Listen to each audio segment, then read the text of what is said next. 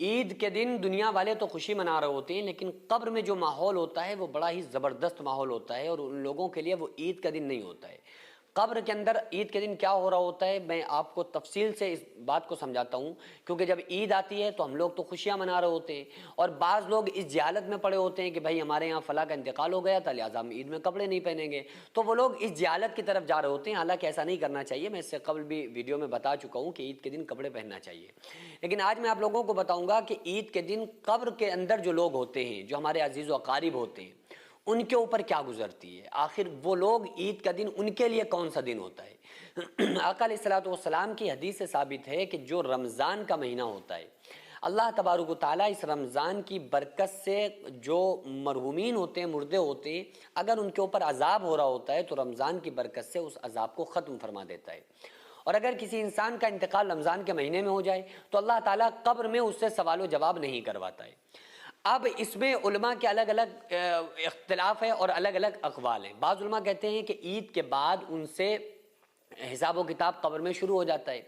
اور بعض علماء کہتے ہیں کہ اللہ تعالیٰ جب ایک مرتبہ عذاب کو مرتفع کر دے، سوال و جواب کو ختم فرما دے تو کبھی نہیں کرتا ہے۔ بعض علماء فرماتے ہیں کہ جو لوگ قبر کے اندر عذاب بھگت رہے ہوتے ہیں، سزاؤں میں ہوتے ہیں، اور رمضان آنے کی برکت سے ان کے اوپر سے عذاب اٹھ جاتا ہے، عذاب کو اللہ تعالیٰ مرتفع کر دیتا ہے۔ کیونکہ آقا علیہ السلام نے ارشاد فرمایا کہ قبر جنت کے باغوں میں سے ایک باغ ہے یا جہنم کی گڑھوں میں سے ایک گڑھا ہے۔ قبر کے اندر گناہگار کے لیے جہنم کی کھڑکی کو کھول دیا جاتا ہے، اور آقا علیہ السلام نے ارشاد فرمایا رمضان کے مہینے میں اللہ تعالیٰ جہنم کے دروازوں کو بند کر دیتا ہے، تو ظاہر سی بات ہے اس کا فائدہ مردوں کو بہت زیادہ ملتا ہے۔ تو بعض علماء جو یہ فرماتے ہیں کہ اللہ تعالیٰ صرف رمضان کی برکت سے عذاب کو اٹھاتا ہے، اور جیسے ہی رمضان چلا جاتا ہے، رمضان کا مہینہ جاتا ہے، تو پھر دوبارہ سے ان کے اوپر عذاب ہونا شروع ہو جاتا ہے۔ تو اگر آپ ان علماء کی رائے کو مد نظر رکھیں تو اس اعتبار سے جب عید کا دن آتا ہے تو مردوں کا وہ عذاب کا پہلا دن ہوتا ہے، کیونکہ اللہ تعالیٰ نے اگر رمضان کی برکت کی وجہ سے عذاب کو مرتفع کر دیا، اور اللہ تعالیٰ چاہ رہا ہے کہ ہم انہیں عذاب دیں گے، تو رمضان کی برکت سے تو عذاب کو اٹھا لیا، لیکن جیسے ہی رمضان ختم ہوتے ہیں تو ان کے اوپر پھر یہ عذاب شروع ہو جاتا ہے، یعنی کہ پھر وہ سختیوں کے اندر آ جاتے ہیں،